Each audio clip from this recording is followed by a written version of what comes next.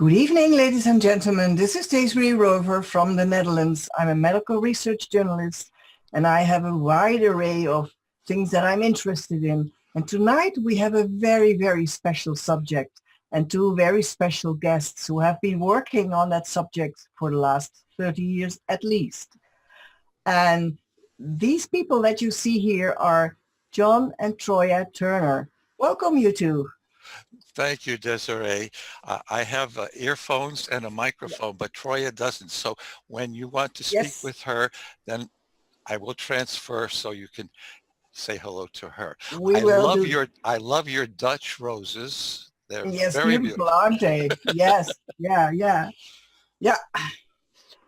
I got them from a friend who was grateful that I brought her to a place that she needed to be. So, well, beautiful. Wonderful. And they smell nice too. So, Yes, and now everybody can enjoy them. fine. Uh, John Turner, your website is www.whole-self.org. Yes, Yeah. And whole is WHOLE. right, Yes. And then we have whole self pre-birth psychology, one word, right. .wordpress.com.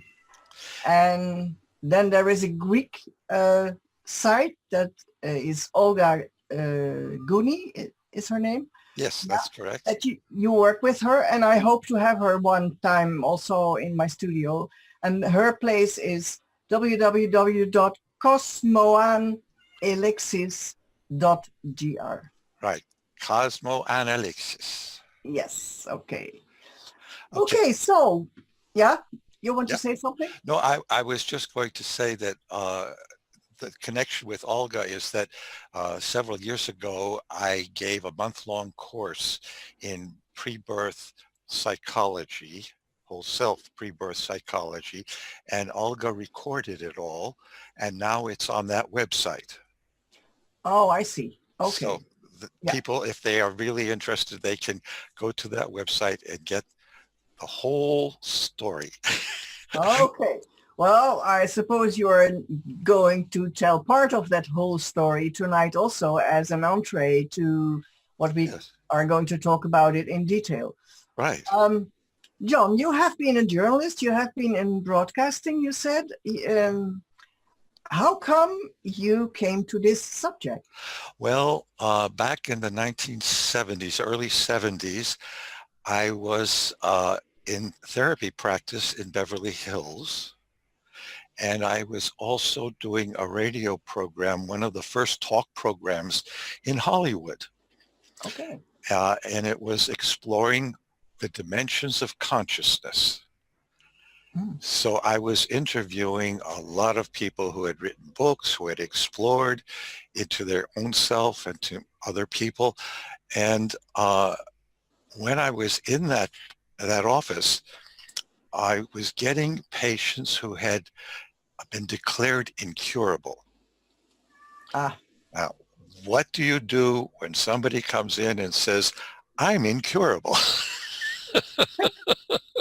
Yes. Do you go with that story or not? Well, I had this most magnificent Mexican carved desk, which was my companion in those days. And I was thinking to myself, what can I do to help these people? Yeah. And this inspiration came to me that if I could take them back to explore what their mother was experiencing during the pregnancy of that person, they would heal very rapidly. Yeah. Well, I had already developed a program for exploring that. And I had been working at a clinic in Santa Monica, the Santa Monica Holistic Medicine Clinic. And I had one day the director asked me to make a workshop. So I made a workshop. And it was to explore exactly that same period of human consciousness. And so I already had, so to say, the script for it. So I started doing it with people individually. Originally, it was a group thing, Mm-hmm. but then I started guiding people through their pre-birth period. And one of the questions was, during your mother's pregnancy, did she have any trauma? Well, of course, almost every time people would say no. Yeah. When they had already come into the office telling me that their mother had had a problem. In fact, yeah, they had That's been how the telling. personality, you see, the personality tries to control. Yeah. So I said, okay, now just close your eyes and let me ask you a question. During your mother's pregnancy, did she have any trauma? And they would always say yes. So then through a very simple process of questions, I would be able to guide them to the place where mother was just before the trauma struck. Mm-hmm. Now that's very important. From a whole self psychology point of view, we don't work with the trauma. The trauma is not the problem. The problem is the feeling that the mother or the person is having just before the trauma strikes. And then what happens to that feeling? I see. Yeah. That's the key to all therapy. So when I was able to ask people to describe what mother was doing, what she was feeling before any trauma, then what happened in the trauma, what did she experience, and how did the feeling change? See, that's the Mm-hmm. key. How does the feeling change from before to when Yeah. the trauma strikes? And they would describe that to me, and then they would open their eyes and they would say, that's the feeling I've had all my life. Yeah. Wow. Then they would say, I've been in therapy for 5, 10, 20 years. And this is the first time I realized it wasn't me. It Yeah. was my mother. Mm-hmm. Yeah. Oh, Amazing. yeah, it really was. And then through a very simple process that we have in the whole self pre-birth psychology, I was able to, in effect, dehypnotize those patients Mm-hmm. Yeah. from that pattern. Yeah. Oh, Very, very amazing. beautiful. So that's how it all started. And then I was traveling. I had a van and I was traveling back and forth across America, giving hundreds and hundreds, maybe thousands of lectures and workshops and gatherings in people's homes. I had done that for 15 years. So I became very, very skilled Mm-hmm. at Yeah. describing how the process worked. And then I was finally invited to England to give a workshop and a lecture at a congress. And that was in Swanwick in England. And that's where I met Troya. Oh, yes, because that was one of my questions. Well, I was there with you. Here's Troya. Yeah. She can describe to you Yes. about how she discovered the Yes. period. Yeah. Yeah. Yeah.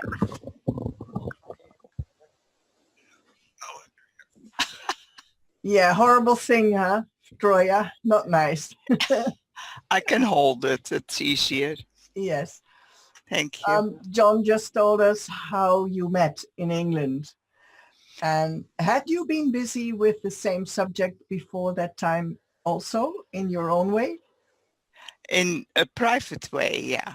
Yeah. Because I did not have a therapy practice at that time, but I was wondering what I was doing in my life I was anorexic, and I did not know how to change that. Oh, yeah. And I was working as a psychiatric nurse, meeting the same problems Yeah. at my work and seeing that treatments of forcing food, etc., did not work. No. But being light-weighted, so to say, it's easy to go to different realms. So I Mhm. was wondering and sitting down very quietly, how did it happen and how could I change? And then I suddenly had a picture of my mother at the doctor's office, and apparently my mother was just pregnant, and he told her that because of certain physical problems, this first pregnancy would not be successful. Oops.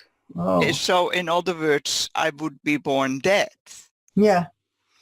And then I understood that there were death challenges in my life already. I Hmm. had a melanoma which was cured, but also a death threat. Yeah. So I understood the line, and that with anorexic behavior, I was doing the same.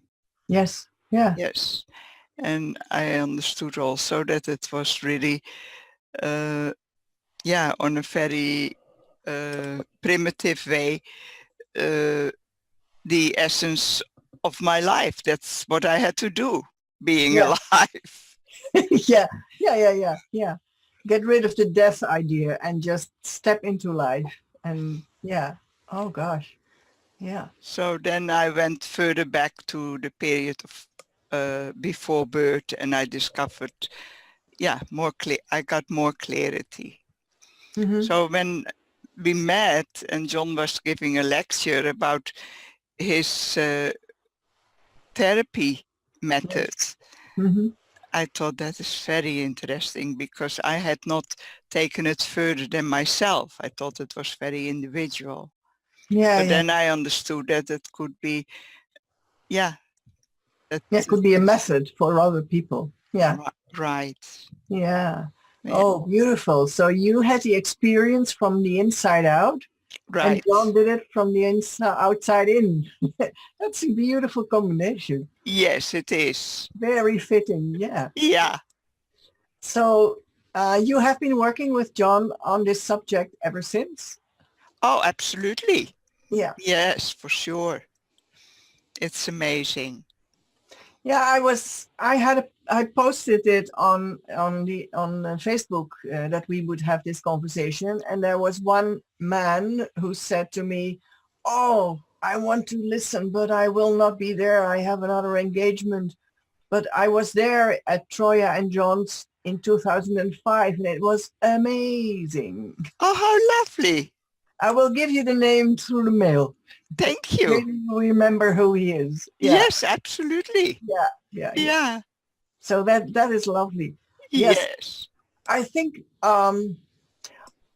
personally, I have had an experience from the womb, my time in the womb, when I have done a lot of water work. So in warm water, I worked Yeah. with people's bodies to stretch them and fold them and let them uh, get quiet and still and relax.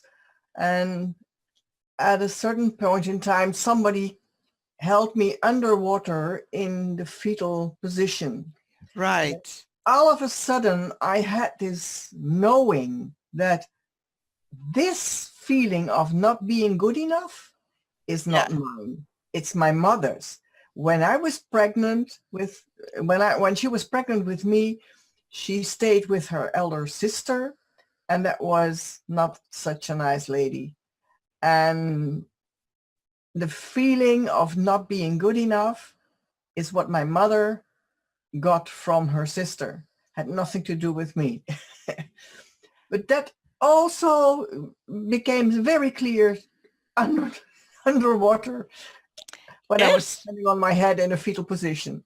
Yeah. Well, it's also going back to that time before birth. Same thing. Yeah. Only Yes. this goes through the body and the other thing goes through the feelings, Yeah. emotions. Yeah. But Yeah. we are all those parts. Yeah. So, Absolutely. Yeah. John can tell you about the difference between the methods. Yes, please. Thank you. Uh-huh. Hi, John. Hello, hello. We're back. You're back. Yes. And the camera will find you again also. Yes. There you are. Yeah. So, Toya told me about her history and well, you are going to go into more of the details of the method.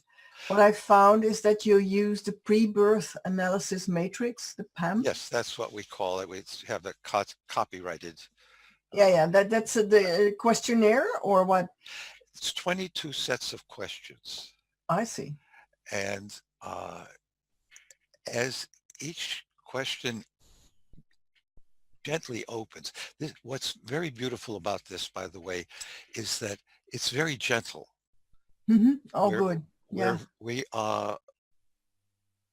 We have quite good research about whether people should scream or yell or be really emotive about these things. And what we found is that if a trauma has happened and then later you reinforce, you get emotive about it, you're reinforcing the original. Yes. It Yeah. doesn't release. It just No. keeps adding, adding, and adding. Yes, And absolutely. I agree. Yeah. what the people who have come to us, tens of thousands all over the world, they came because the pain had accumulated Mm-hmm. intensively enough that they finally had to do something to try to get rid of it. Yes. Yeah.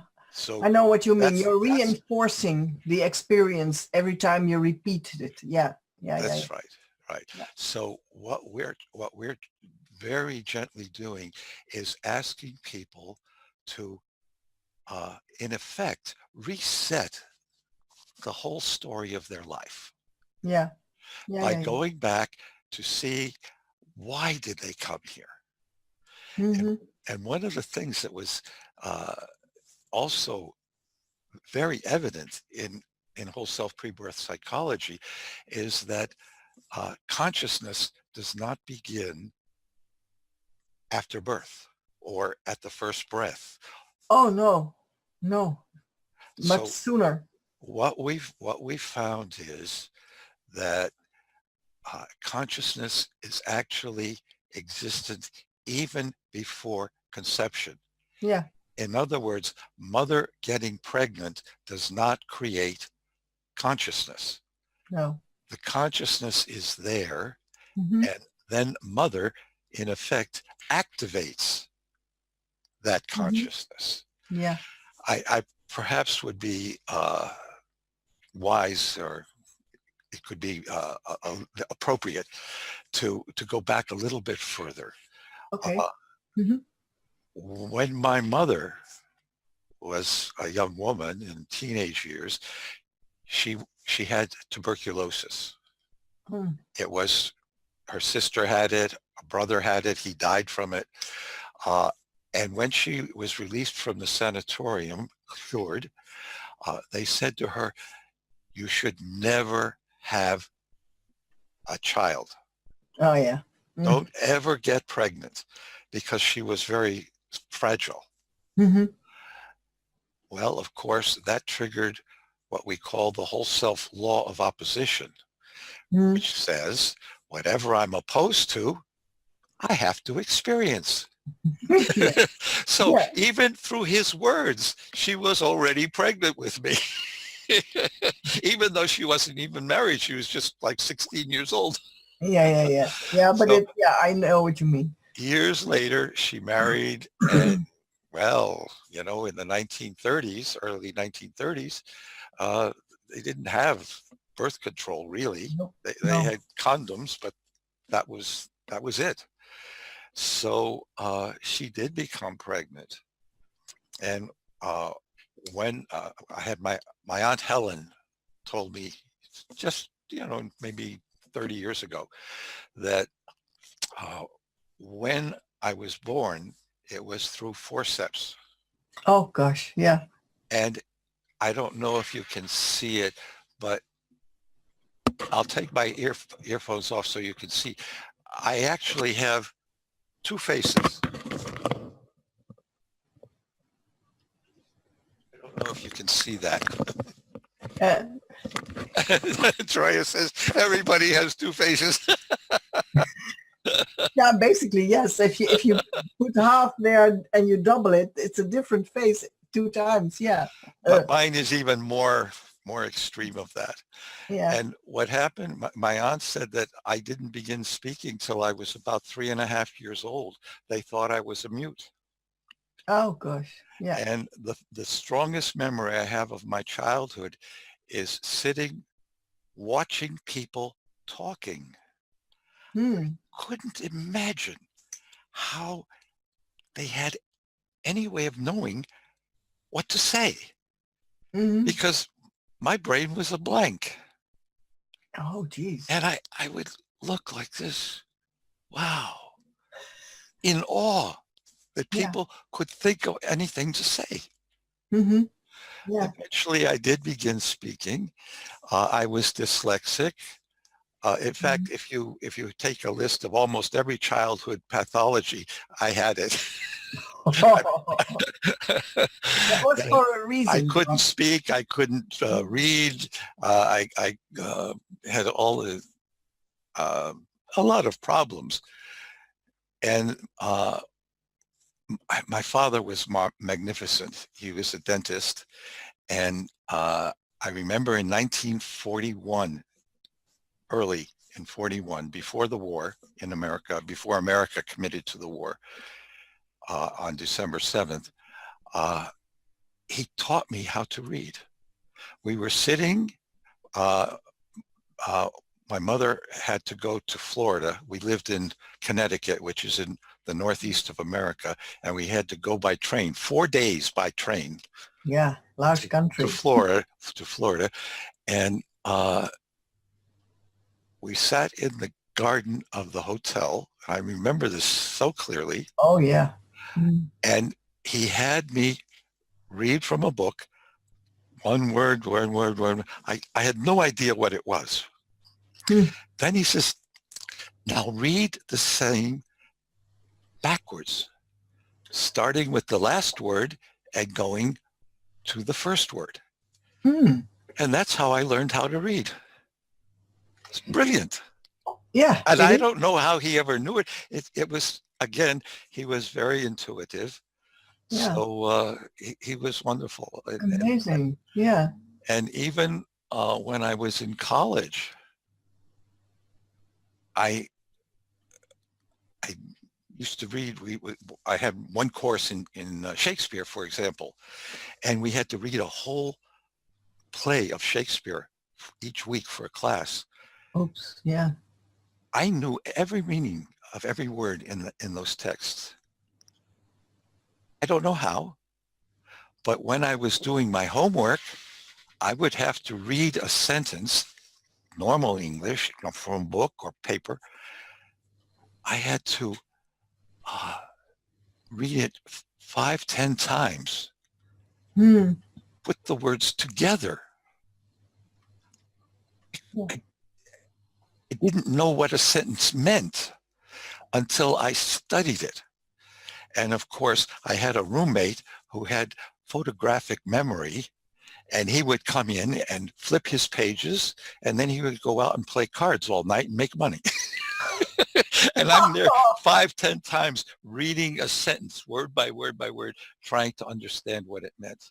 No, it's not fair. Well, actually, like 80 years or 70 years later, no, I graduated in 1956, so it's to today.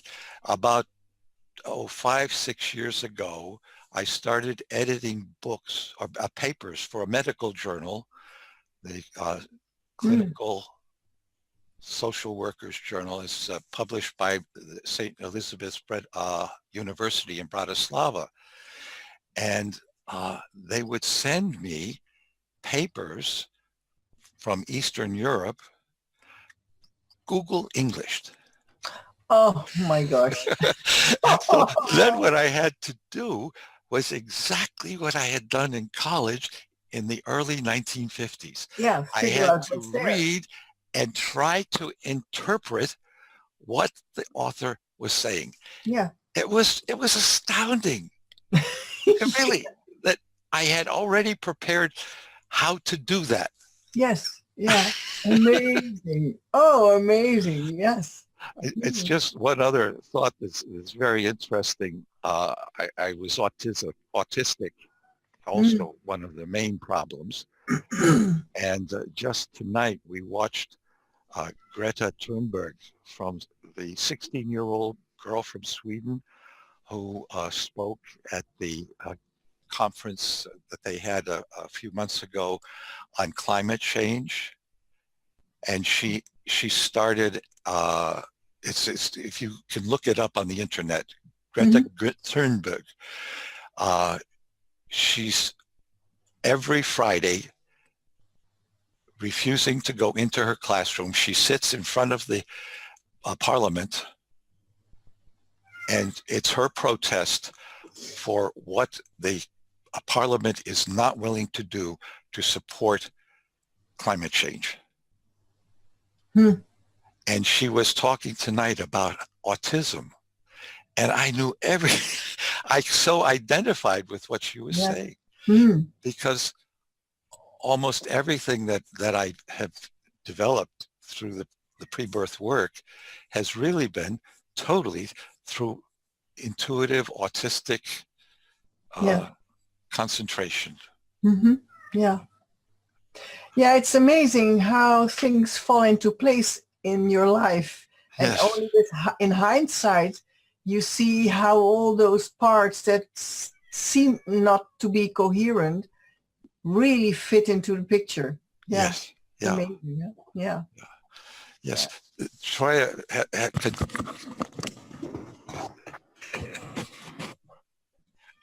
For what reason? say something. Oh, It's your turn, Troya. I didn't know we had turns. I didn't know either.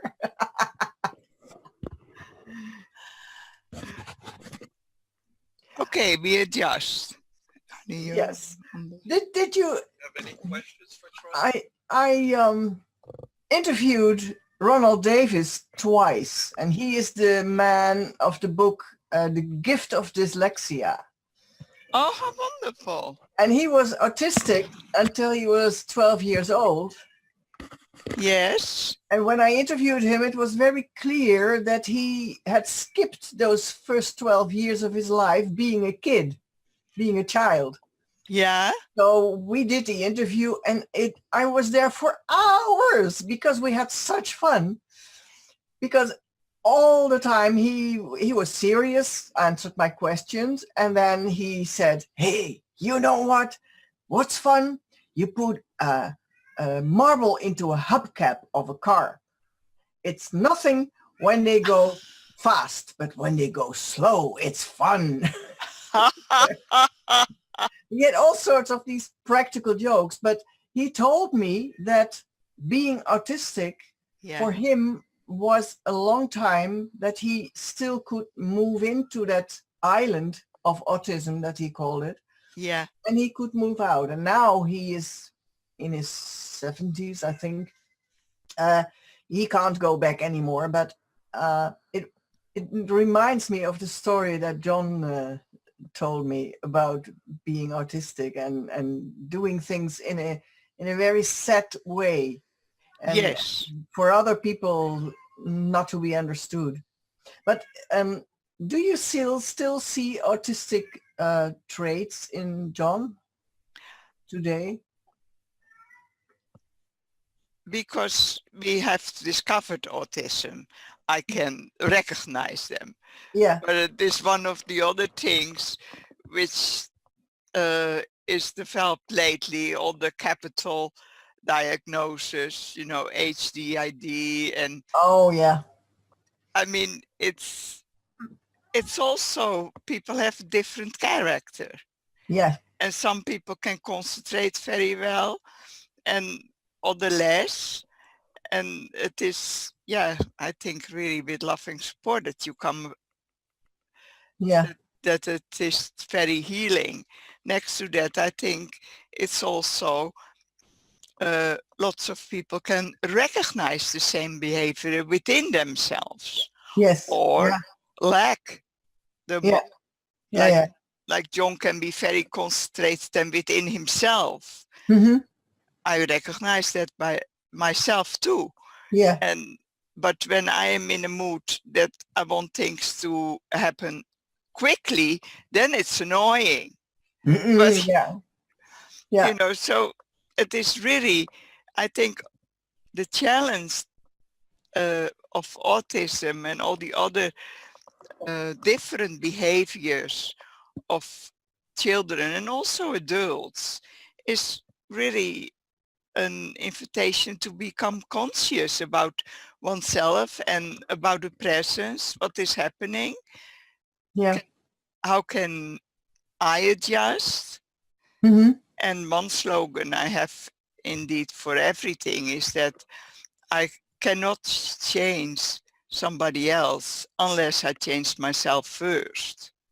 Yes. Yeah. Yeah. That is basically what Katie Byron also says. Katie Byron of the work. Okay. She says it's hopeless to try to change somebody else. The only thing you can do is change your attitude toward the other person or the And other thing. Yeah. yeah, and miraculously, the other will change also. Yeah, because the energy changes. So yeah, Exactly. situation changes in that sense. Absolutely. Yeah. Yeah. Yeah. Yeah. It's amazing. It's amazing.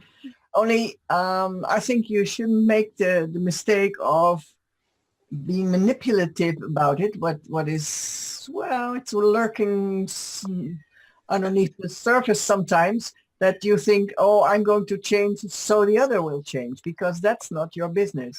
No, Yeah. no. Rewards are always from a different direction. Yes, exactly. Yeah. Yeah. Yeah. Yeah. Yeah.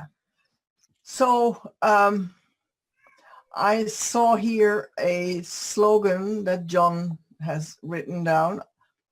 I want to discover the truth of my reality instead of living my reality as though it were true. Right. Yeah, that's amazing, because that's two different things. Yeah.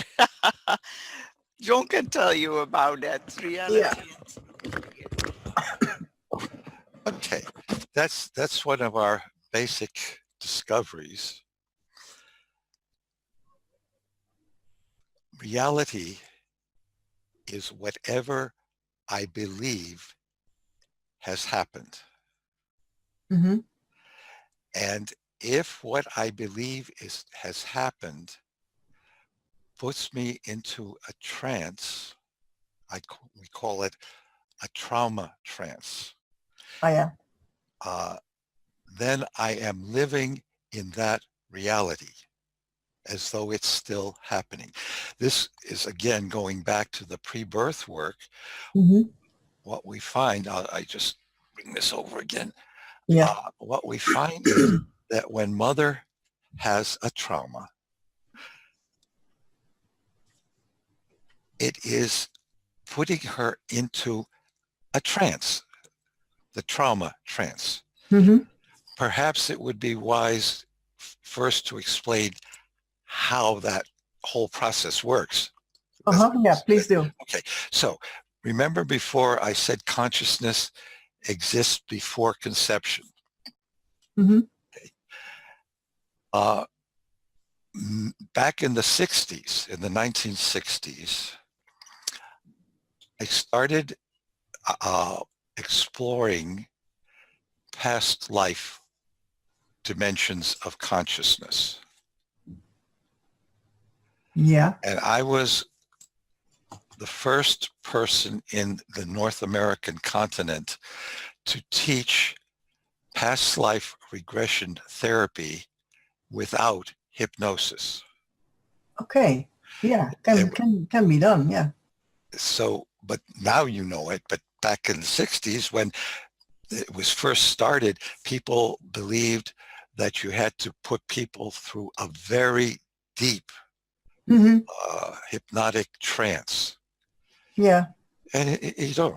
As you say, you don't need to. No. But at that Yeah. time, that was the belief. Yeah. But I say that because I have an experience. I've had an experience that it's not with hypnosis, that it just comes to you. That's right. Yeah. Yeah. Yeah. So in any case, the whole self hypothesis is when I die in a past life dimension of consciousness with charged thoughts Hmm. and emotions, charged emotions, very emotive Yeah. in the consciousness, leaving the body. I'm also in a trance. Hmm. Yeah. Okay. Yeah. It may take a few years. It may take decades. It may take hundreds of years. And at some point, my consciousness crosses paths with a mother who is experiencing those same feelings and thoughts. Hmm. When that crossover happens, my consciousness attaches to mother's consciousness, a bioenergetic field that animates her body. Hmm. Okay, Yeah. when the Karelians in Russia discovered aura Yeah. theory, Hmm. people thought that the pictures they showed of energy around a leaf or fingers, that it was coming out of that object. This was again in the 1960s. I Hmm. said, no, that energy is not coming in. It is what is actually vitalizing and energizing, creating that physical dimension. Hmm. Now it's proven. Yeah. Yeah. But at that time, it was, again, an autistic belief. I get these ideas and Yeah. then years later, somehow it comes out. But what happens is that my consciousness can attach to my mother years before she is even close to being pregnant, before she's married, before she has any kind of sexual experience. Hmm. Because I am not inside of her. I am in her bioenergetic field, Yes. which is creating her physical body, animating it. Mm. So when she becomes pregnant, it's what I said earlier. She doesn't create my consciousness. My consciousness is already there Yeah. in her, not in the little body, not in the fetus, In her field. but in her bioenergetic field. Yeah. And what we found is that when she is in the 9 months of pregnancy, she's growing that little body, but that is totally separate from when I am born. I want to ask you a question. Hmm. How do you know someone has died? When you're watching someone, how do you know they've died? Yeah, because one very etheric aspect is not there anymore. Well, the very physical aspect is they stop breathing. Hmm. Yeah. So studies show when the last breath goes out, Hmm. the body dies. Yeah. So when does my little body become my little body? With the first breath in. Aha! Yeah. Congratulations. Yeah. So that is another discovery that we made. Mm. That and Troy wants to say something?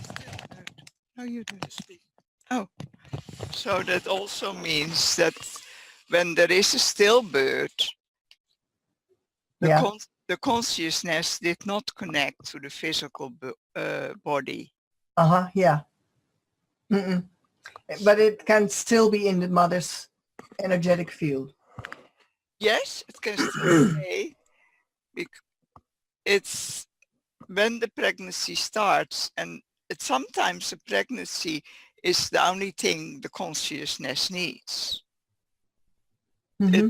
It's for the development of the consciousness that we start another life. Yeah. Mm-hmm. And sometimes the consciousness only needs a few months, a pregnancy or a few hours or whatever. Yeah. And That's not up to us to know how that is. Yeah. no, Mm-hmm. and of course, as a pregnant mother, I certainly will have different expectations. Yes. Yeah, sure. But This is one of the things that Troya discovered about her mother, that when she was pregnant, she was very, very happy.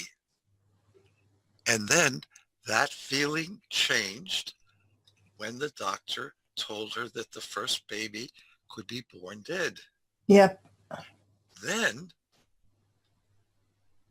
what happened to the happy feeling? Yeah. Tell her what you discovered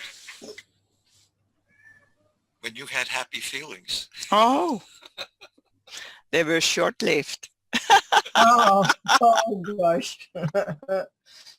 Yeah, because there was this man telling, Wait a moment. yeah. Oh, gee. Yeah, that's a challenge. And it's so important to be aware and to discover the period before birth, all those imprints Yeah. which are there. And that is also reality into truth. Yeah. That I'm born with the belief that happiness is short-lived. When I discover how that belief was imprinted, I Yeah. can change it. Yes. Yeah. When You have to have information more than just the fact or the feeling. And then you can step out of it or change it or whatever. Yeah. see what happens when Yeah. I'm happy and when I allow myself to be happy, even Yeah. and of course, and happiness always ends Yeah. because we are living in this Yeah. wave Dynamics. of Yeah. emotions. Exactly. Yeah. And Yeah. And sometimes as a mother, you can see when I look at my daughter, yes. I was 4 months pregnant with my daughter when my second son died because of chemotherapy. Yeah. So, Because of chemotherapy. yeah, that's why he died. And I was 4 months pregnant with her, and she gave me a very big signal that night when I was in bed. She really kicked me. Well, I think she was this big, but Yeah. I got a real kick. Hey, I'm still here. And when she was born, she came out and she looked at me with these blue eyes. This is how you look at the outside. Oh, interesting. But also the message, we have been through a lot together already. Wow. And what I have noticed when she was a little girl, she had this belief that it was never her turn. I called it her second-hand rose feeling. Wow. Because of course she was in my womb when I was busy with my son. Yes. And I was mourning my son. Yes. Where was she? And that feeling still works for her today. And yeah, she should get rid of that for her own sake. And we talk about it sometimes, but when it's time, and she will do that. Yeah, when she was long enough, second-hand Rose, Yeah, she it's can be the first to sign. exactly. Yes. Yeah. Yeah. So sometimes it's very clear from what happened, and then you see a child with that wound, so to speak, the trauma, And the challenge of its and the life. challenge of coping with it and trying to go around it, but that does not work, of course. So yeah, it's amazing what can happen then.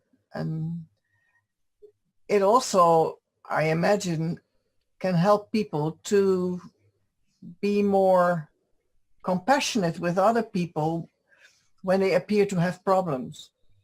Because in this culture today, in this society, we don't have time for people with problems, right? Well, there are, we all have challenges in our lives. Yeah, sure. And when there is not much attention for my challenge, then how can I support someone else? Yes, yeah. Mm-hmm. Unless, well, there is sometimes the traction of recognition of the same challenges. Yeah, uh-huh. Yeah. And then we can support each other very well Yeah. and grow and evolve from there. Mm-hmm. Yeah. Yeah. Well, one of the people I work with, she is a victim of psychiatry, I call it. So, Yes. but I can't help myself but feel that there are other solutions than those stupid pills that they are giving out there all the time. Yes. Well, for Yeah. sure. For sure. But again, if we are at the point of being hospitalized, it's not an individual problem anymore. No. There is always a family as well. Mm-hmm. Yeah. So it's an end result, and often, as you say, a victim of psychiatry is a victim of society. Yes. Yeah. Because people, a whole group of people often doesn't fit, and one has to be the victim to make the others better often. Mm-hmm. Yeah. In primitive, as we call them, peoples, they put someone with psychiatric problems in the middle of everybody, and then they send love to him. That's a totally different approach. Yeah, Healing. exactly. But Yeah.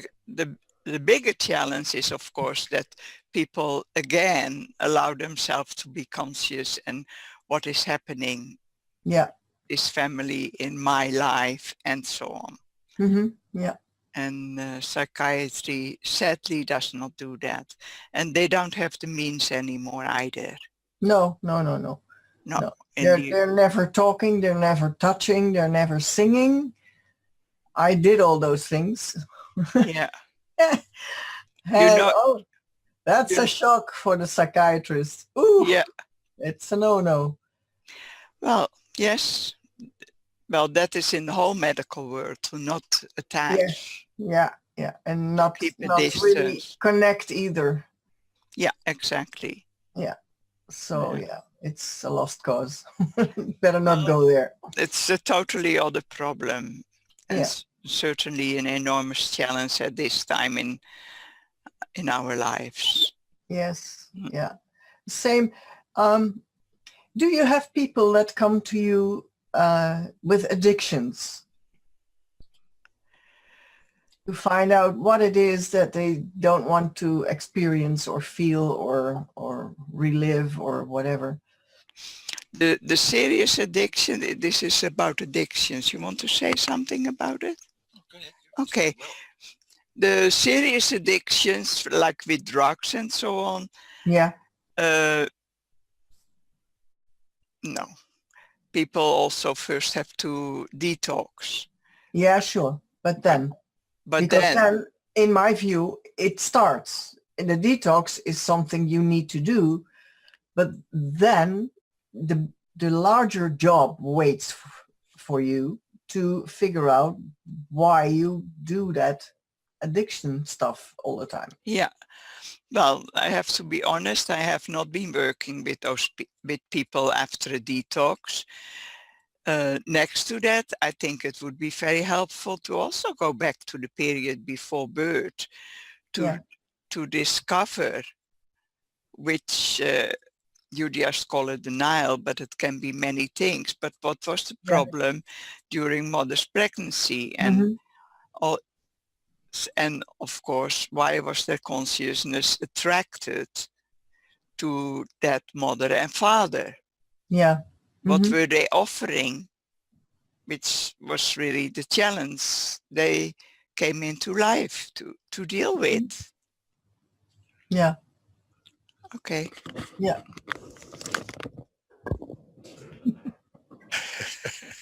Here we are. It's a funny thing that you...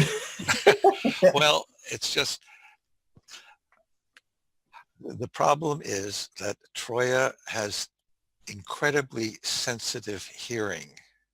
And if I had speakers here, no matter where she is in the house, she would be hearing what people are saying through the speakers. And I had a hearing problem from birth, so that about maybe 5 years ago, when I was watching television, I had to have it very loud.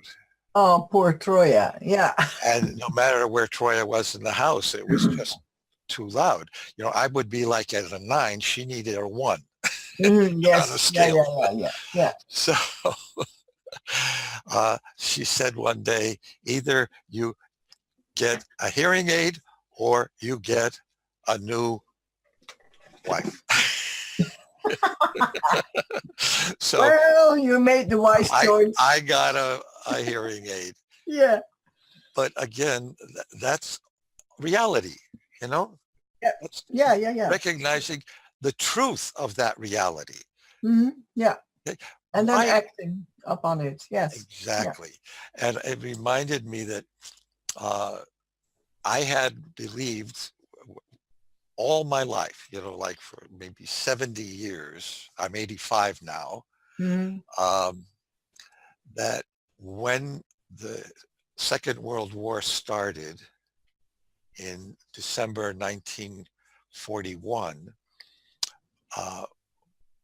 my family was living in Bridgeport, Connecticut, and it had a big hill, very big hill, and we had one of the top houses on that hill.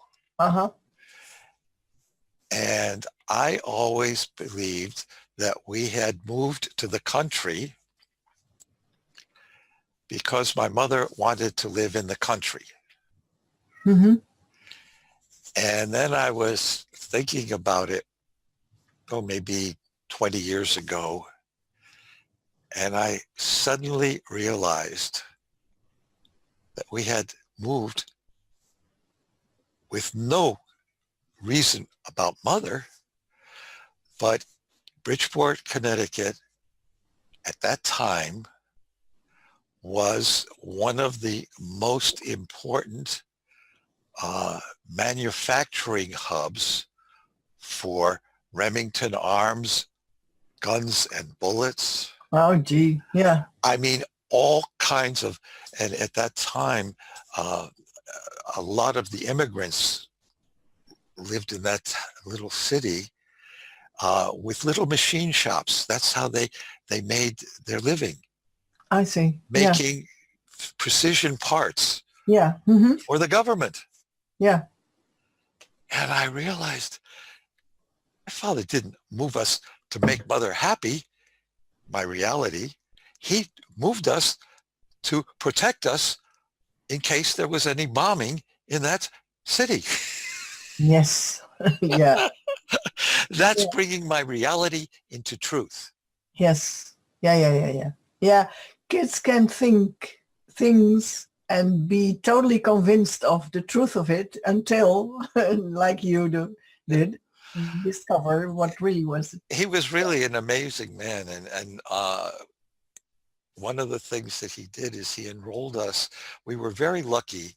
Uh, you've heard of Montessori Yeah. and uh, Steiner education. Yes. Mm-hmm.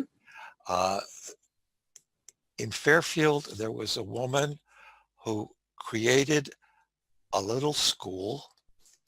She named it after the Native Americans in that village, Umpqua. Okay. And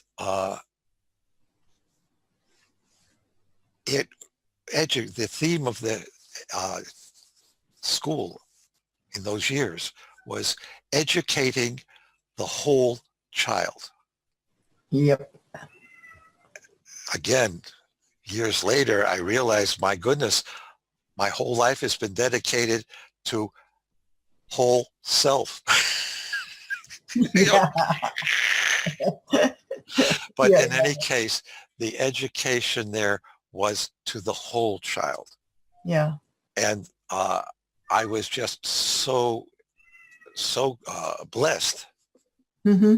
to have received that education, and it's still there, and it is one Oh, of yeah. the very best Yeah.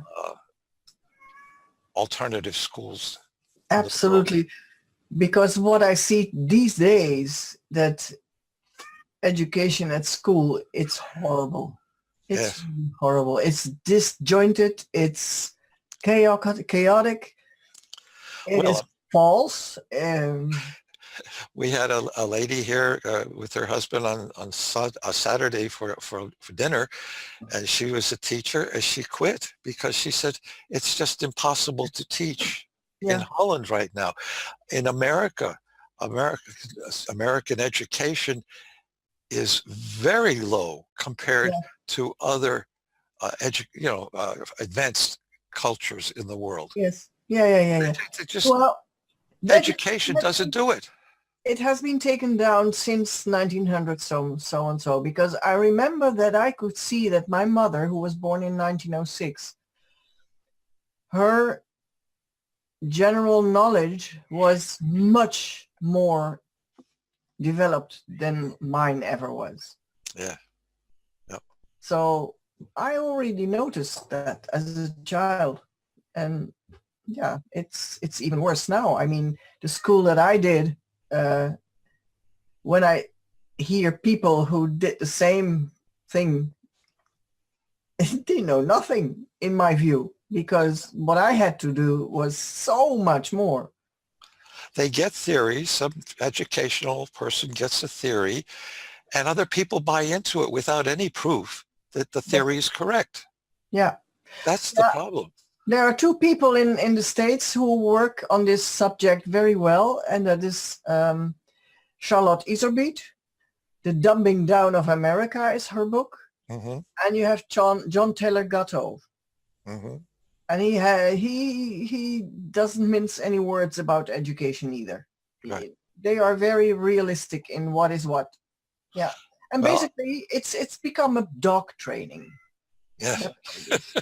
Skinner, dog training. Yeah.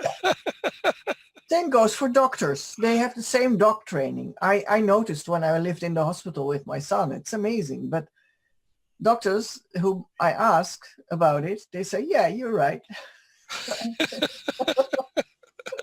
When I was in the 1940s, when I was at Umpqua, I used to listen. There was no television in those days, of course. No. But I would lie in bed at night in the dark, listening to radio programs in Hollywood, from Hollywood. Mm-hmm. And I would be thinking, oh, what a wonderful idea to have a radio program in Hollywood. Mm. And I did that night after night after night. Oh, you gave it energy. Yes. And when I was in college, there was a call from the local, we had a little campus radio station, 10 watts of power through the radiators. You could attach a wire to the radiator and you could hear the campus radio station.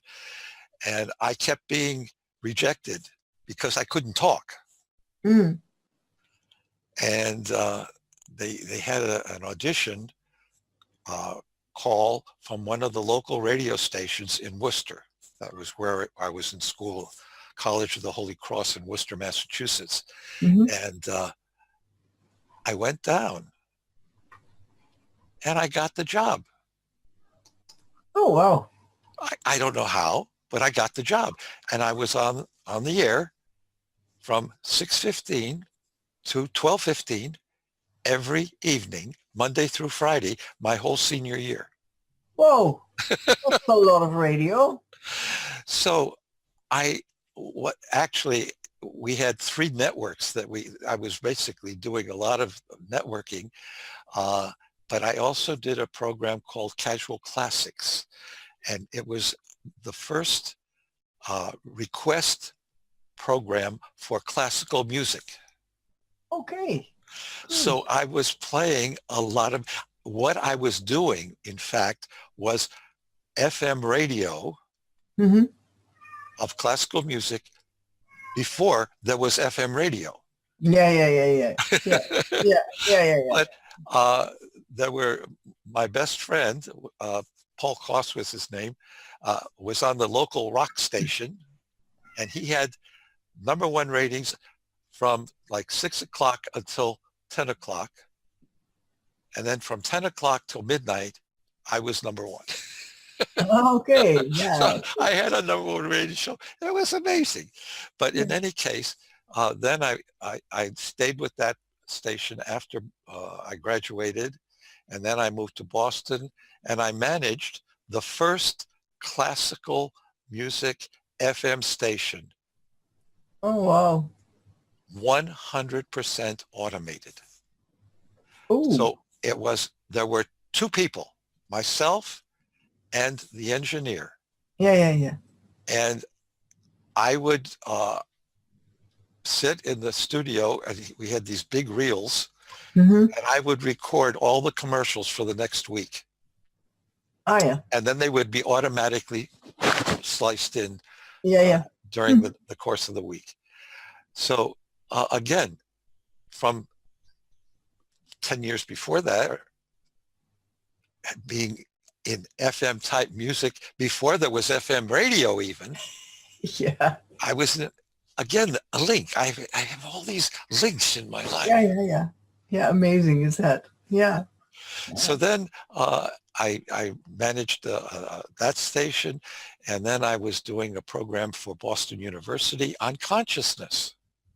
Okay, yeah. And that's where I got into the exploring. And I mean, I did 300 interviews over 6 years. Yeah. With very famous people. Mm-hmm. Alan Watts, maybe you know of him. Yeah. But the people, Alan Watts flew from Marin County, San Francisco, to Boston just to do my radio program, and then flew back the next day. Oh, wow. I mean, it was that was the kind of energy it had. Oh, beautiful. And on the program, we were talking about the Buddhist concept of death. Mm.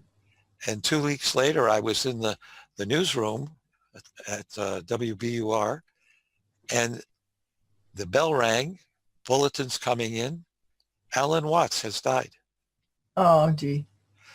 So it was like 2 weeks before, we were already discussing his next step, the next energy that he was going to experience. Mm-hmm. And that was really very exciting. Yeah, absolutely. Yeah. Yeah. People have experiences like that. And we, with our daily mind, we cannot explain it, but it happens. So it is a reality. I was in my car and I started singing, how you say that? Like you do in a singing lesson. Uh-huh. Why do I do that? Scales. Scales, yeah. And I thought, why am I doing this? I haven't done that for years. I had singing class with a friend. And it turned out that that was the moment she died. Uh-huh. Yep. So you were So, saying goodbye.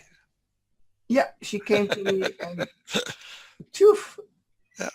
very Lovely. amazing. But embryos and fetuses register everything, right? Not necessarily. Okay.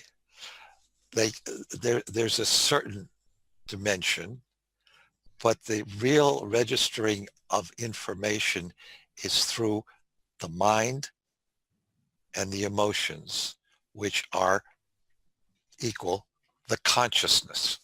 Mm-hmm. So the memories that we're working with are not from the body. They're from the body, mother's mind and emotions. Yeah. Okay. Mm-hmm.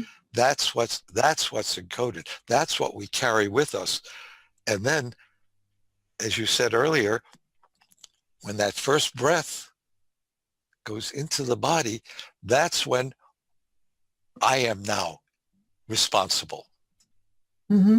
Now I have those memories from mother, and the task for me, the responsibility for me in this life is to activate those patterns, the traumas, and instead of reacting and blocking, work through Mm-hmm. those Yeah. traumas. And Yeah. that's what we do with whole self pre-birth psychology. And that's what the whole field of psychology dealing with the prenatal period is about.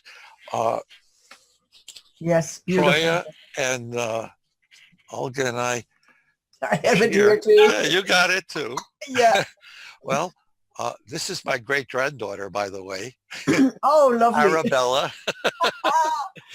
But Yes. this is an anthology, a centenary anthology, Mm-hmm. uh, about the first approximate 100 years of prenatal psychology. Yeah. Yeah. It's And we amazing have book. the leading people in the field that Mm-hmm. have written papers for us.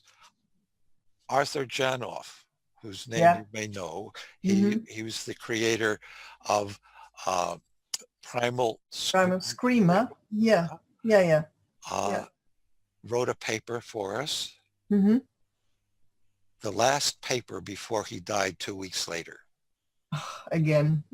Again, you know, Amazing. Yeah. Mm. so we're that's a book. It's only available on Amazon because if you publish a book through Amazon, if you buy it, as you did, Mm-hmm. you had to buy it on the internet. Yeah. Then they printed it Oh, on demand.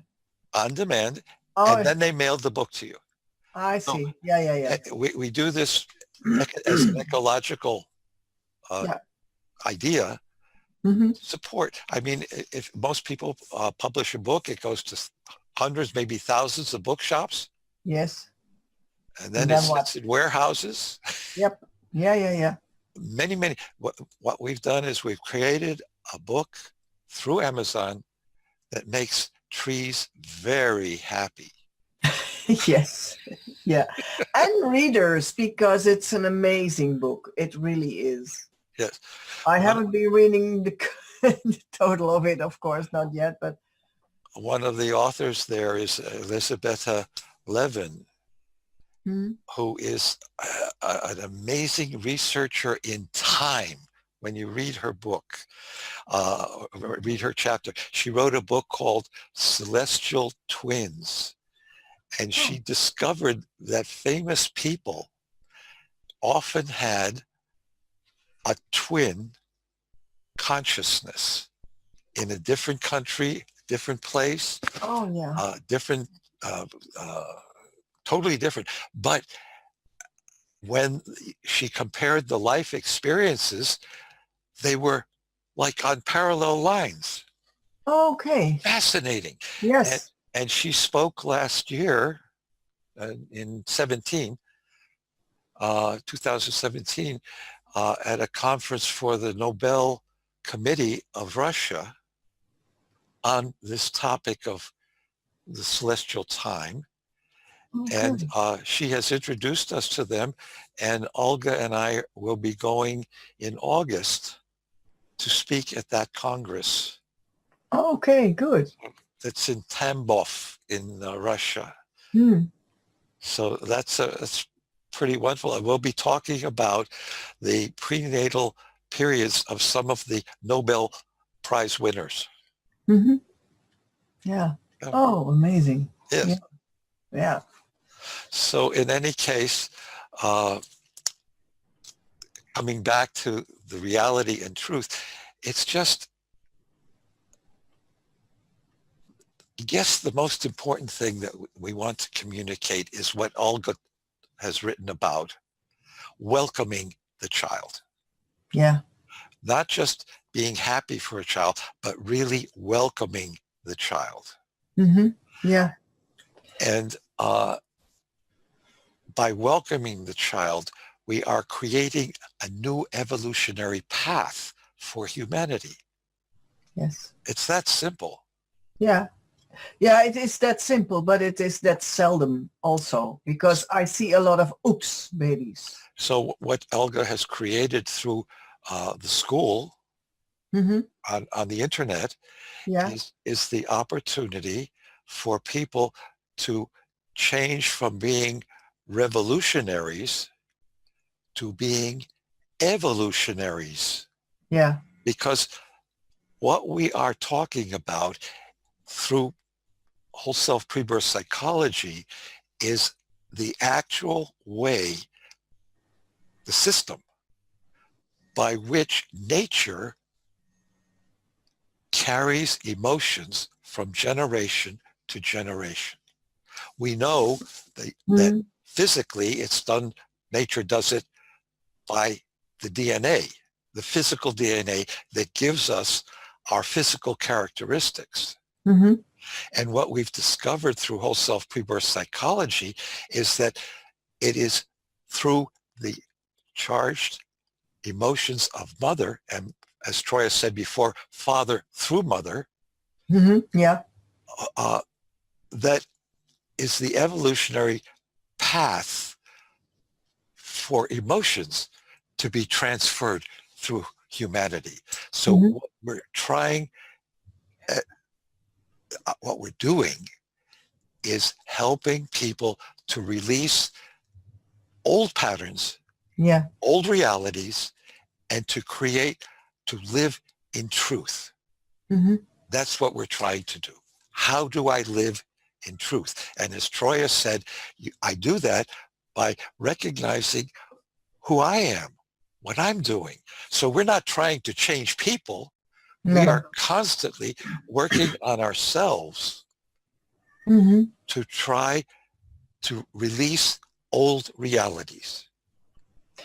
Yes, and by doing that, you sort of give permission to other people to do the same. Yes. And you live by example. And people pick up the energy of what you're doing. Yeah.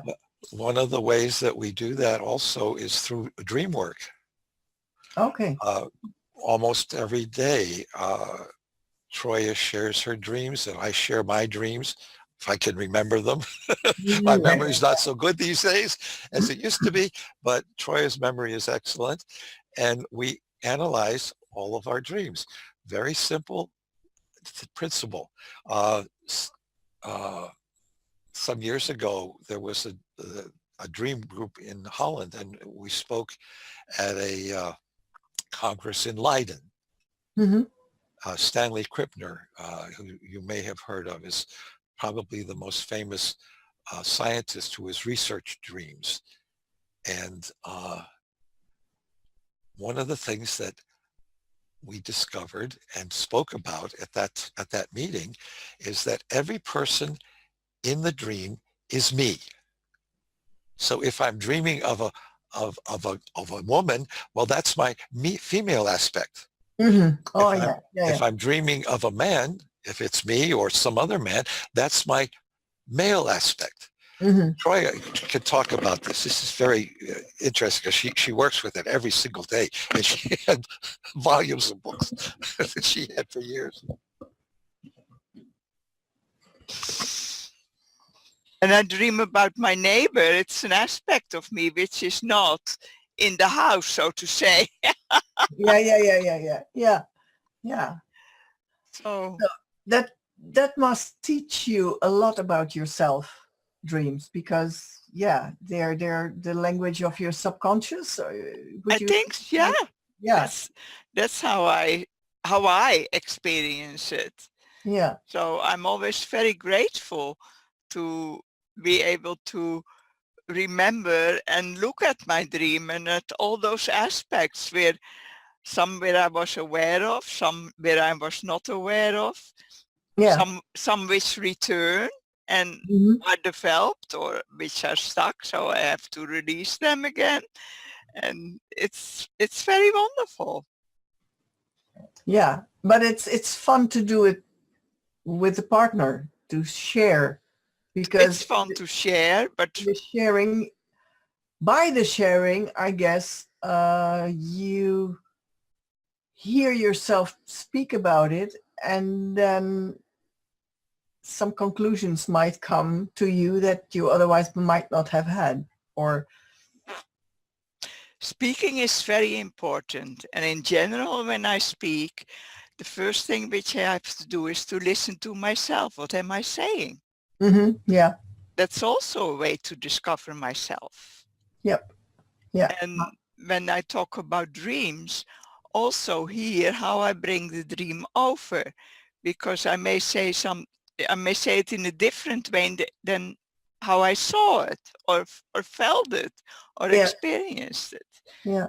So That's it's very subtle to put the right words in. Yeah. It's not easy to speak about a dream that you've had. well, I think dream is very wonderful because those are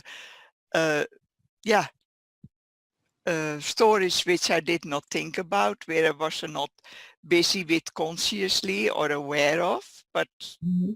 it asks for attention. So yes, I will give it because otherwise I would not have dreamt about it. Yeah. Right. But and next to that, as I said, it's the most important thing to be conscious of what is really happening within me is to listen when I talk. Mm-hmm. Yeah. In every conversation. Yeah. Even when I think it's not important, it's casual. When I listen to myself, I again hear an aspect of myself in the here and now, or maybe I speak from the past and I do not even think about the fact that I'm repeating that. To become conscious of that as well is very important. Yeah. Yeah. Yeah. There are some people who totally live in the past. You can't say anything to them, or they come with a story that is in their past. So they are never here. Well, sometimes it's much safer to be in the past than have new experiences. Yeah. I think it's a conscious choice which we make at some point, that I want to be in the here and now. Yeah. Because, yeah. That's a conscious choice. Yes. Yeah. And you realize that you're always someplace else. Yeah.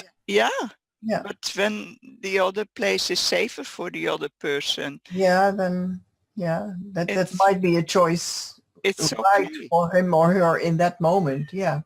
True. Yeah. John wants to say something. Yeah. What Toya was saying about uh, what what am I saying? What are the words coming out of my mouth? Okay. Yeah.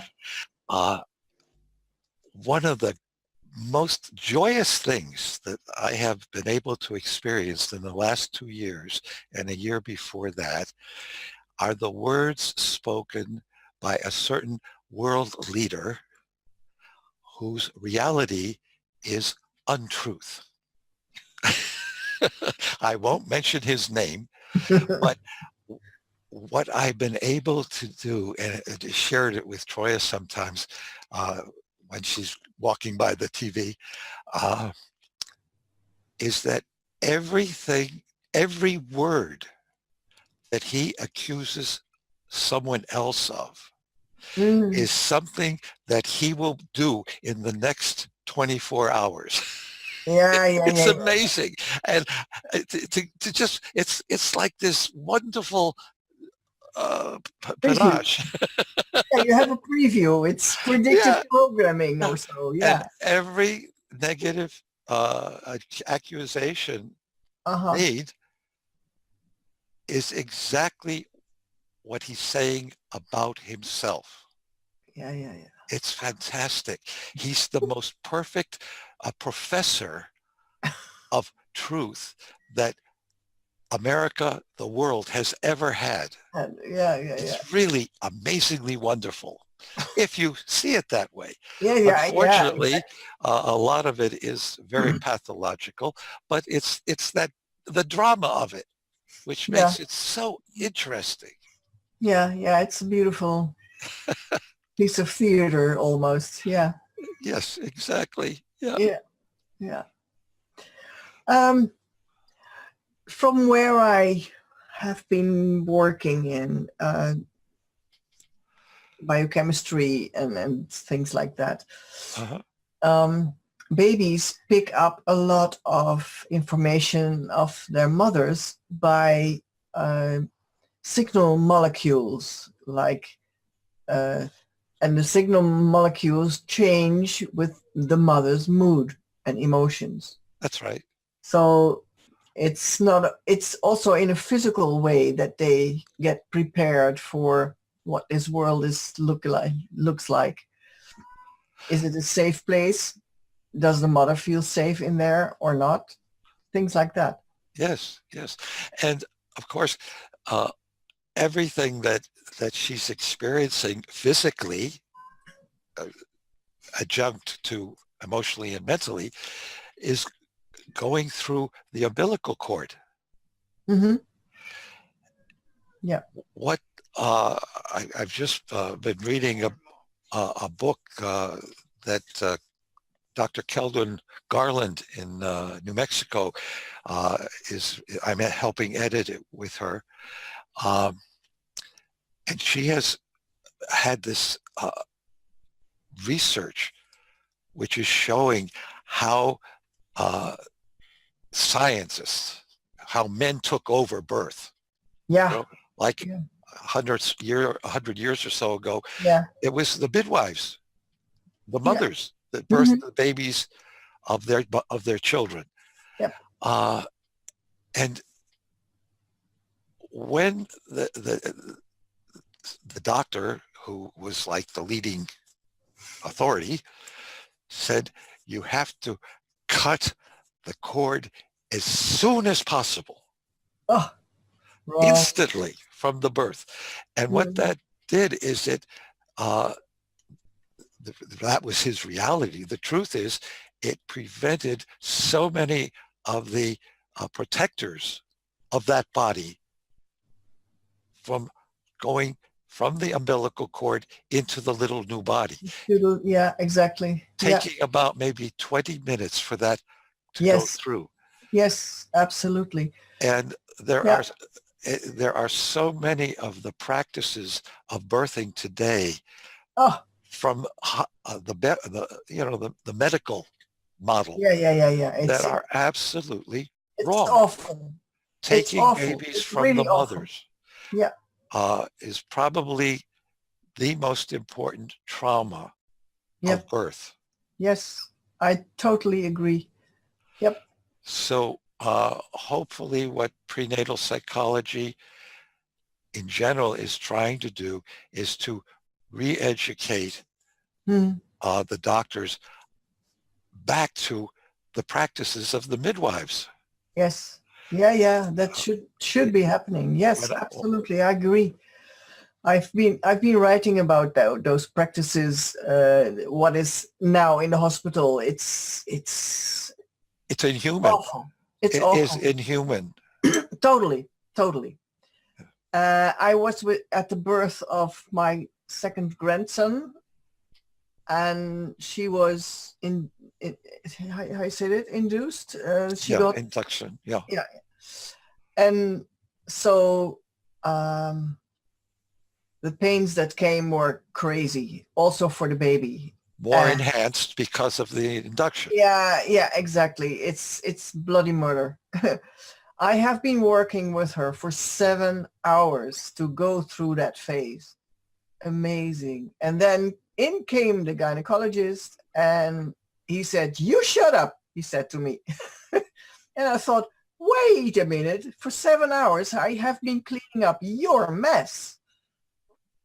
And then, yeah, and then he came in and he said, "Oh, no, it's not good.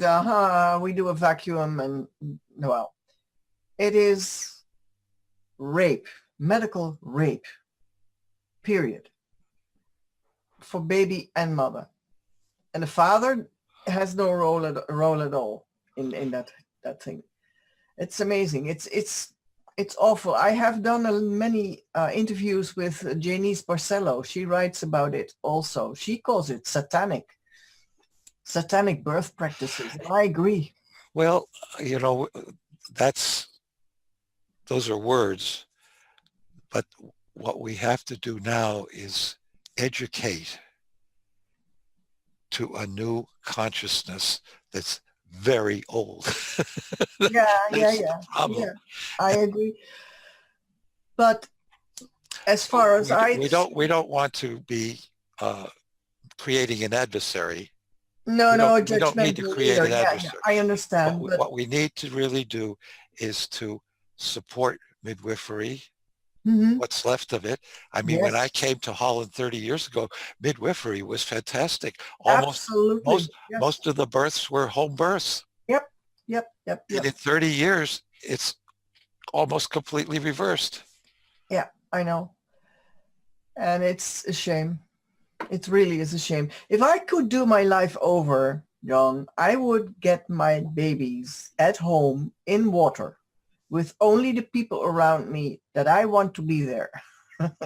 Yes, yes. Period. I would not give him the heel thing, the blood taking from the heel it's It's not torture. That is torture. yeah, it's torture. And I would homeschool them. I wouldn't vaccinate them. And I would keep them. Well, that's a discussion that I think we have to have uh, a little caring about saying, because in America right now, Yeah, there they're is an epidemic of measles, primarily because mothers no, were preventing no, their children from being vaccinated. no. John, vaccination is my biggest subject. I have been studying vaccination for 25 years. I can tell you what it is. And what you're saying is myth. It's not true. There is no vaccine that will ever protect against anything. Believe me, really. It's not possible. And I meet a lot of cognitive dissonance, and I understand that. But I can show you why the myth is not truth. Totally not reality. Mhm. So, yeah. So that is why I say I would not vaccinate my children, because my son got cancer from a vaccine. And my daughter has problems from a vaccine. And that is because they are so neurotoxic that it's not funny. But that's a totally different, Yes, another topic.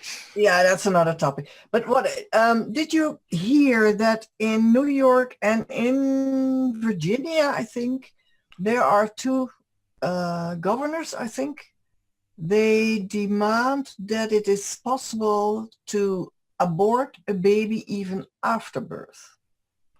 Have you heard that? I heard about it. Not from New York, but Governor Norham is his name in Virginia. Yeah, it's stupid. New York has the same. Had Yeah. support for that bill. It didn't pass. It didn't Not pass yet. the legislature, but he had spoken for it. He said he would sign it if it came through. Yeah. Yeah, it's Planned Parenthood who pushes all that.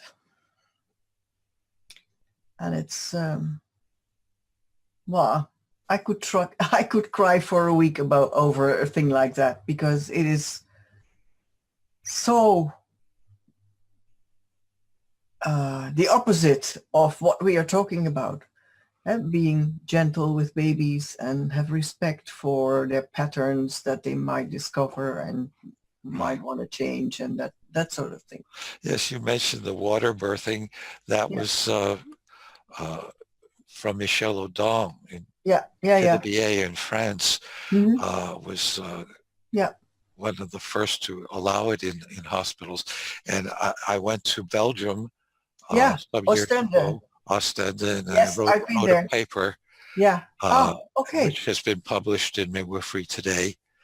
I've been to that hospital, to that aquatic delivery room also, yes. Henri Serres Hospital. Yes. Yes, yeah. And so he wrote he has a paper in our book. Oh, okay.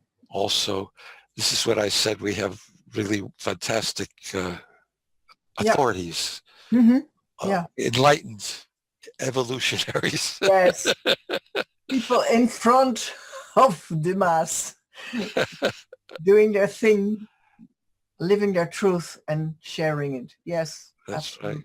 right. Yeah, it's beautiful. Yeah, that aquatic delivery room, amazing. Yeah, I have been working with people in water in prenatal a course to have a water birth. So that was interesting. And we could always tell which couple would have their baby in water and which couple would not have, because then we would feel there was some energy still fighting against the patterns that you're talking about also. Mm-hmm. Because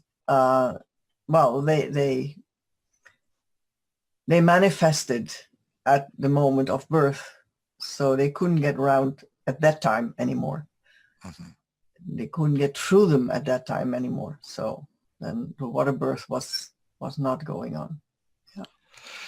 I think it would be wise to come back to the main thing that we were talking about at the beginning, which is how the patterns get encoded into the consciousness of the next generation. Mm-hmm. Because that's really the evolutionary story. Yes. Yeah. And we have we've got a book that will be coming out this year, 80 case histories of people who had trauma in their lives, and then what they discovered in the pre-birth work. That's that's already finished. So it's just getting ready. Olga has to get it uploaded to Amazon. And keep me posted when it's there. I'll let you know, because yes, please. That's really there are those are the best stories, because what I wanted to say, you said educating doctors. Yes. But what I have experienced from doctors, they're not very educatable, or if that is a word. Well, you have to understand how the education works. It works by brainwashing. Their education. Their education. Yeah. When you're working 80 hours a week, Yeah, I know. with hardly any real deep sleep, And no good food. you become encoded. Yes. You become Yeah. so that's why it's extremely difficult for them to understand these principles. It's not an easy job I'm talking about. No, yeah, that's what I'm saying. Yes. Yeah. Yeah. It's very difficult because that's why Olga and Troy and I put together this book, is to hopefully start getting it out. Open the door a bit in Right. their minds. Yes. Right. Yeah. There's a wonderful man in Germany, Ludwig Janus, who was a president of the International Society of Prenatal and Perinatal Psychology and Medicine, which is in Heidelberg. And he has written a fantastic chapter in this book. Thomas Verney, who that name I know. studied, and he created with David Chamberlain the Association for Pre and Perinatal Psychology and Health.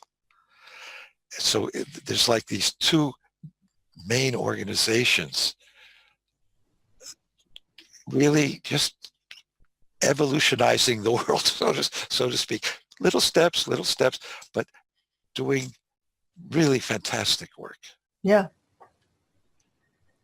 And our mentor was Professor Peter Fedor Freiberg,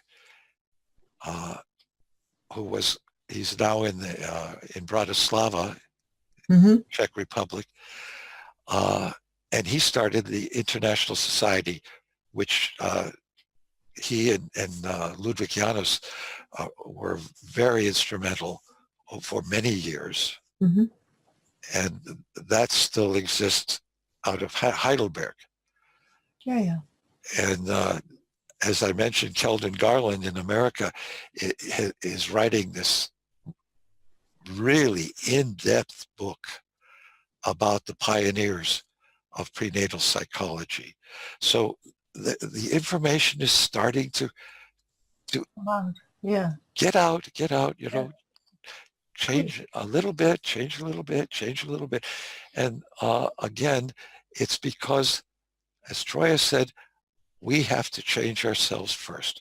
We have to really understand how our own coming into the world happened.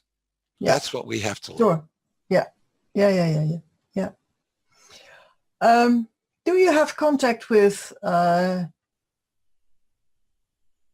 midwives and midwife education? Olga from Athens is does a lot of work with midwives, not only in Greece, but in other parts of Europe. We ourselves had not had a tremendous, as I said, 30 years ago when I came, we were working with, who was it? Bridget?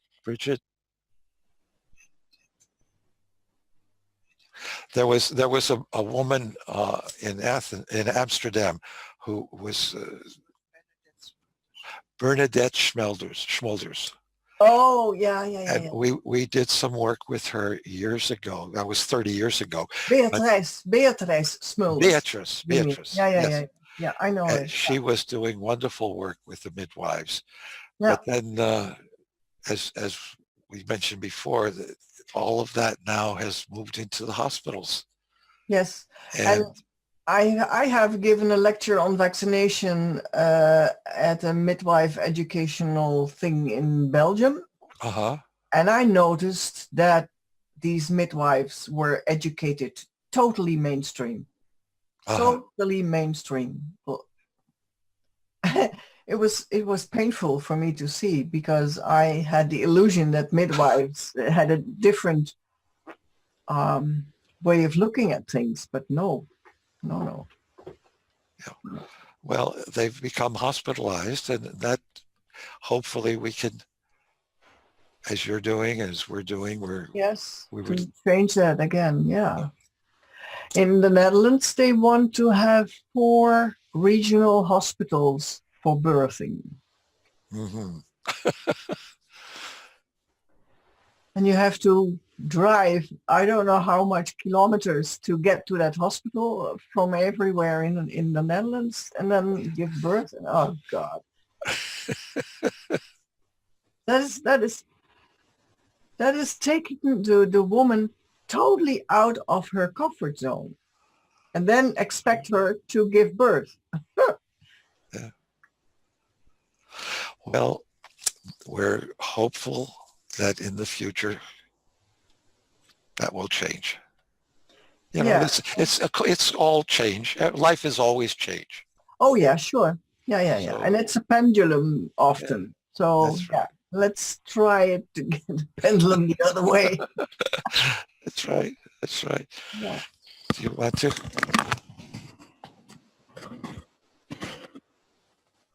Do I want to? Whatever you like. I didn't hear what he said. I'm allowed to add. Oh, you But are allowed to add. Oh, go ahead. that's Yeah, wonderful. you Yeah. do that. Well, what I picked up was that it is about the changes in society, and certainly it is. But then it's very quickly to then go into politics, which I think should be avoided because we have so much more power ourselves Yes. that, and we have to dare to be Yeah, I think different. it needs to come from there. It's not from bottom up, not from top down, the change. No, absolutely not. We can wait for ages for that and get lost totally. Yeah. It's really to be, as I said before, to become conscious of myself, my motivations, to allow myself to change. And maybe sometimes it's not to the better at first, but we will come there. Mm-hmm. And especially to be compassionate for myself so I can be compassionate for some other people. Yeah.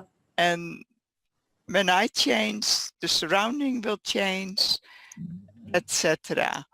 And so if we want to change in society, it's really about being conscious of who I am and my potentials. Yeah, but also giving information and knowledge to people. Right. Knowledge is power. If a woman is isolated in her life and gets pregnant, is at work and at home and that's it, then how can she know how to give birth and how? And that was the beauty of the old days, that it was the older women teaching the younger women. This the doulas, yeah. It's the tradition, it's the knowledge that gets carried on from generation to generation. And that is totally done away with. Right, but it's still it's also the society which expects pregnant women to continue to work. Yeah, that's amazing. Which isolates them from their position, literally. Yeah. And so it's the individual who has the responsibility to allow herself to be pregnant. Mm-hmm. And the partner can play part in that. Yeah. But it's really me as a woman, allow myself to be pregnant, to have extra time for myself, to already at that point change my social relationships, and not when the child is born. Mm-hmm. Yeah. And take time for myself to discover the journey I have with this baby inside me. Then you have a journey together. Yeah, Yes. exactly. Yes. Yeah. Yeah. But that, Yeah, we have our work carved out for us, huh? well, We're not done when yet. we agree with that, there are enough people who like to carve. Yeah. It's not a Mhm. problem. No. Yeah. Yeah, but it's there's a lot to be done. And Yes, we are especially, very lucky that we don't have to suck. There is so much work to do. We don't get bored. oh no, not at all. I agree. We don't And, get bored. No. and we start with our own individual life. Yes. Yeah. And share your experiences in how you have overcome certain patterns or traumas or whatever. Of course. Yeah. I've Yes. noticed that sharing those experiences that I think are useful for the other to know, when I do that, the whole conversation and the interchange with the other Exchange. person, Yeah. exchange with the other person, goes to a higher level, higher in terms of more loving, more open, more truthful. Yes. Well, when there is a problem, we are stuck in the problem. So when Yeah. there is another communication, then the problem can be less, and we make contact on that level to come back to what was the problem and actually is not there anymore, as to be stuck in, Mm-hmm. because it had problems also solve themselves. Yeah. We need to give them time sometimes and Yes. silence Yes. so they can, yeah. Yeah. Yeah. And the old saying from sleep over it is very important. Yes. Yeah. Yeah, absolutely. Yeah. Um, And we're almost through our 2 hours. So yeah, I just wanted to say you do a wonderful thing sharing. thank you. Yes. And you do wonderful work that I really wanted to put out there for people to know about. And as I said, this person who came to you to do the journey with you, Yeah. he is very enthusiastic. So that's great. Well, Yeah, it's lovely, isn't it? Yeah. yes, lots of love for them. Yeah. So thank you, Troya. Okay. Okay, we're almost through our 2 hours, incredibly. Yes, yes, Goes fast, huh? yes, yes, yes. Yes. Is there a story that really got to you, a person you worked with a pattern that was difficult or wonderful or what? Case history she was. An example of a case history An example of a case history. that made an impression on you. She wants it now. Well, let me think. It's 10 o'clock at night here, and we usually are in bed by 10 o'clock. So Yeah, I know.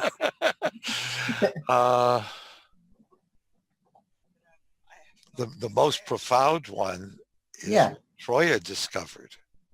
Oh, Troya has a case. Okay. Can continue about that.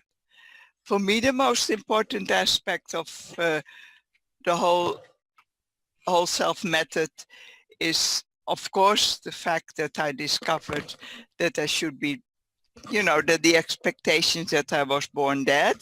But next to that, as John said before, when the consciousness of the unborn is in mother's aura, it experiences all the feelings and emotions, and that is what we call the Etna.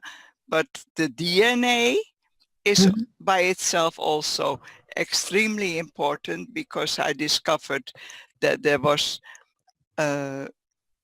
anorexia uh, uh, in my DNA. In your family line also? Yeah, Yeah, and okay. exactly. And I had a melanoma cancer, and that cancer is in my DNA. The last 20 years I'm dealing with reuma, which is also in the DNA. And so that is very helpful for me to recognize and then to deal with it. Mhm. Yeah, my intention is to deal with it differently, so Yes. Mhm. that the DNA is also cleaned out with that, Yeah. with Mhm. those memories. Yeah. So, oh, John. Yeah. Ooh. That is the exciting part about our lives are constantly uh, alive. You know, we're not just two old couples. Troy is 70 years old now. Look at her. She looks about 40. Yes, she does. You look great. Yeah, absolutely. And Yeah. so we're trying to, uh, And you look 65, but that's a detail. well, that's just this lamp is, Yeah, right. yeah, well, most people have always thought that I was about 20 years younger Mhm. than I've always been. Yeah. But I just would like to finish up by Yeah. thanking all the people, you know, tens of thousands of people all over the world who made the discovery that they were living out the patterns from their Mhm. parents from before they were born. That all, you know, like 30 countries around the world, tens of thousands of people. So it's a And universal thing. yes, this is not just, this is just one little story that I can say. I was giving a lecture. I had a patient in Singapore. Mhm. And at one point, he came in touch with this trauma situation, Mhm. and his face completely disappeared.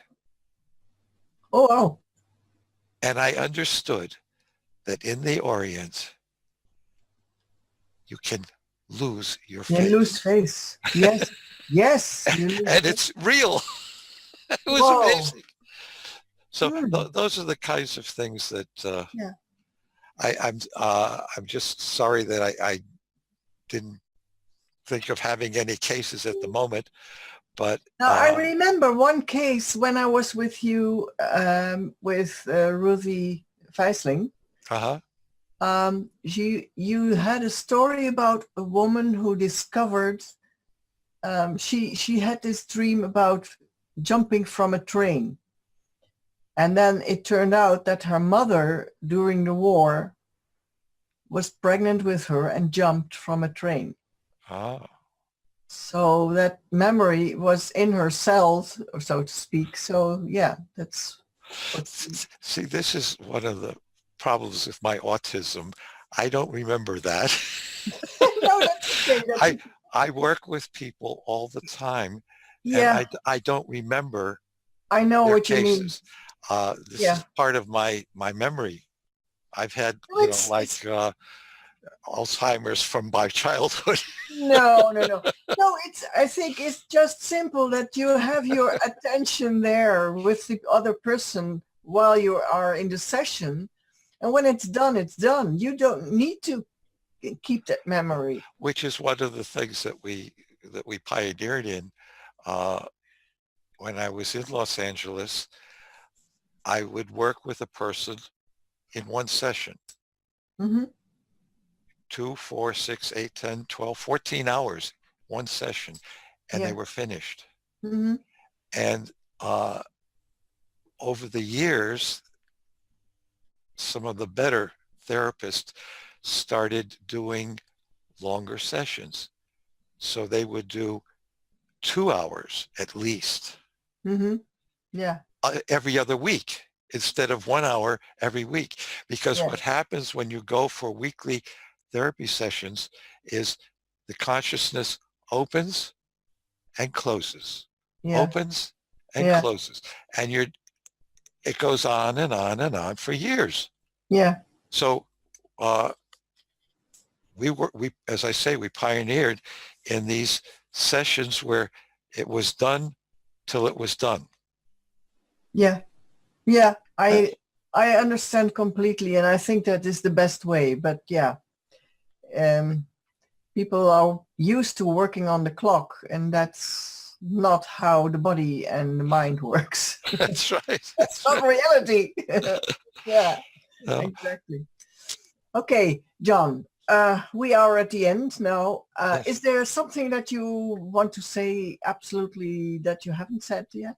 Then you have 1 minute to do that. Well, I think I've pretty much covered everything. I'm just grateful to all the people who have supported us over the years, Mm-hmm. over many continents.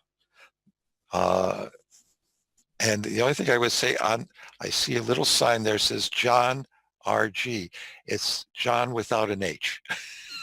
Yeah, I know. So if anybody looks us up on the internet, it should be JONRG. Yes. Yeah. So thank you very much. I Well, think thank you, both of you and Troya, for this conversation and for try to get all both your of us work. together. For all your work. Oh, this is nice. So, yeah.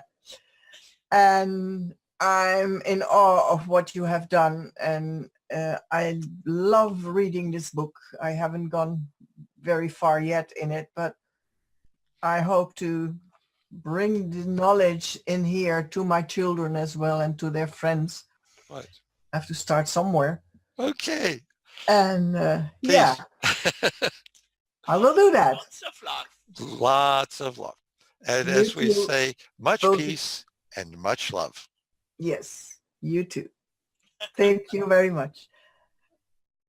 And thank you, Biggie, our technician, who always works very hard to bring this conversation into the world. Thank you. And thank you, yours.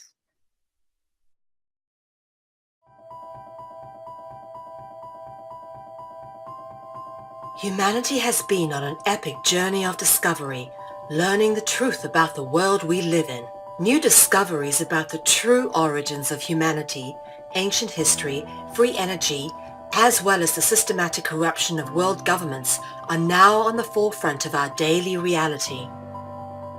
Is the world headed towards destruction based on control and power? Or is an opportunity now being presented to shift and uplift into a higher consciousness? My name is Mel V, co-founder and creative director of Conscious Consumer Network, an independent broadcast network that was launched on the 1st of January 2015. Conscious Consumer Network provides full training and an interactive support network for all broadcasters, and we are always looking for inspiring and educational content. Hi, this is Lainey Liberty. And this is Mira Siegel. Conscious Consumer Network has expanded to multiple broadcast locations, increasing our availability and reach across the world, remaining on the cutting edge of independent media. If we wish to create a better world, we must first create better media, geared towards real education instead of indoctrination. You guys really are what changing the world is going to be about. It's educating kids at a grassroots level.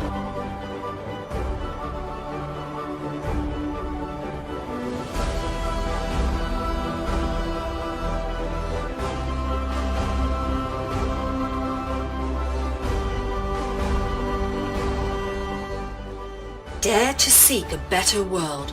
Support independent media.